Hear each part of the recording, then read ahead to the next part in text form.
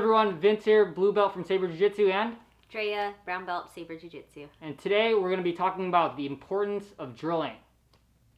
The importance of drilling, all right. So why is it important to drill? It's important to drill because you want your body to move a certain way. And so when you first learn a technique or a movement, you don't necessarily have it in your system. So it's kind of like a dance. So I would compare drilling to like learning a dance. Your body will know where to go, and so it kind of becomes like steps.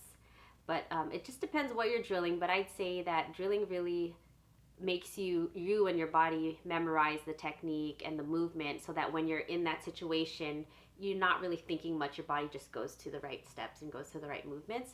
So the more you drill, the more you practice, the more you'll have that muscle memory, and you'll have those movements ingrained in you, and you don't really have to think so much. It's like, for example, a leg drag. If someone's, legs or feet are on my hips, right away I'll think about drag. I won't even think about drag. I'll just go to the drag. It's just a natural reaction. So you want to drill a technique, a movement, until you can get it pretty perfectly. Then after that, you definitely want to train it live. So drilling doesn't really help if you're not going to continue on to train and spar live or live rolling. So it will stop at just being able to drill, especially when you think about with your partner. Your partner's allowing you to do these techniques on you. They're not really giving you 100% resistance, or if that any, depending what the movements are. So when you drill them, you're just giving yourself the opportunity to move correctly, and they're giving you that opportunity to move correctly. But when you do it live, that's when you'll know, can I hit this move with the right timing? Can I hit it even if they're defending, so yeah, but it's important to practice it. Yeah. And with drilling, what would you say, like, how do you be a good drilling partner, right? Because you don't want to be there and just lay there and be like, okay, here's my moves, right? Because you want to give a little bit of resistance. Yes. So personally, I find I really like drilling with people that at first they give me maybe like a 20% resistance. Mm-hmm. Yeah. And then as I get more reps in, they give me a little bit more resistance, more resistance. And then once you're on like the 10th rep or whatever, then you're going not necessarily full out, but now you're going faster and faster and faster. Right, so exactly. How do you be a good drilling partner, or what should be the thought process behind that? It's actually hard to find a good drilling partner, not gonna lie, because a lot of people think that, if you're gonna drill, I'm just gonna lay here, or I'm just gonna be like a limp noodle, and so there's no structure to their body. So depending on the position that you're in as a drilling partner, you want to make sure that you're sturdy, but not too sturdy to the point where they're not able to execute the actual movements, because drilling is giving that 50% here, 50% there where it needs to be. So you don't want to be stiff as a rock, but you don't want to be like a limp noodle. So let's say, I'm standing for takedowns. I'm not just going to have my arms down here. I'm going to have my hands up as I should, and then I'm going to resist just a little bit, but I'll move accordingly too, and then let them hit the moves.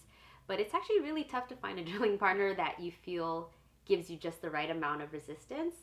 But it takes time. I think people get better at it. But you definitely just want to kind of ask your partner too, hey, is that, am I resisting too much? Just ask.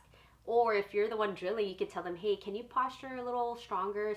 That way I can try to break your posture down, So yeah, just talk to each other. Communication for sure. Yeah, I think communication is key, especially, if you're brand new, a white belt, you're kind of you don't really know what to do even as a drilling partner. Because when I first started as a drilling partner, I was just kind of like, I'm just like a limp, like limp noodle, right? Yeah. But rather, I got feedback from the people that I was drilling with, and they're like, hey, can you actually try to resist me a little bit? Yes. Because I want to make sure, because the idea is that I want to make sure the move actually works on someone that's going to give me resistance, right? And in addition to that, when you're finding a drilling partner, how hard is it? I mean, should you find someone that's relatively the same size too? Because not necessarily, yeah, because you could drill pretty much almost any move on anyone, and I would just say find someone who's willing and who has decent posture and resistance. But that's if you're not able to communicate and you just know, hey, this guy's good, I'm just gonna drill with him. Because if you get those different body types of people that you drill with, you'll find these little holes and things that you may need to tweak to perfect. If I'm doing something on a bigger guy, let's say a triangle, their shoulder and neck and head and arm are much larger than a person my size. So there would be different adjustments for me there versus someone who is smaller. And sometimes the people that are smaller, and using the triangles as another example, they're harder to sub because of that space. Like there's so much space I have to close on their small neck and arm and shoulder. So there you'll find those tweaks. So it doesn't really matter. Unless there's a very specific technique and the size difference is huge, but otherwise, like I would say, it doesn't matter. Just drill on anyone, as long as they're willing and that they're, they give you good feedback too. I feel, yeah.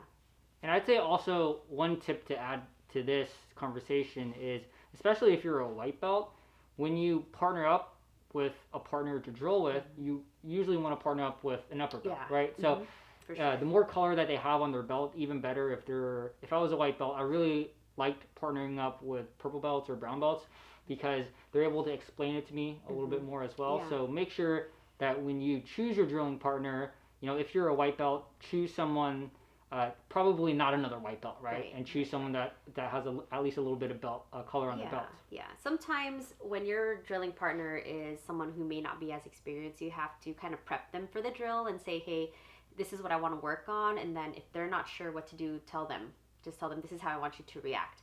So that way you get your drilling in, and then hopefully they can also do the drilling. If not, at least you get your drilling in. But sometimes you have to prep your partner and tell them, like, this is how, most people would react. So can you react this way? That way I can do the next move, and then you can drill in a circle, and it goes back and forth.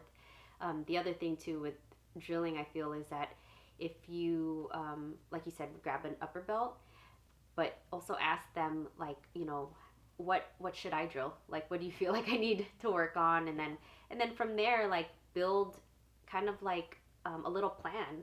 Like, say, put together something that you feel that every time I come in, I'm going to take just like 10 to 20 minutes after class, get that upper belt and drill this. Next day, I'm going to drill this. So don't just kind of come to class and be like, well, I don't know. What do you want to drill? Oh, I don't know. What do you want to drill? And it becomes like this thing where like, I don't know. What are we going to drill? So just have a plan.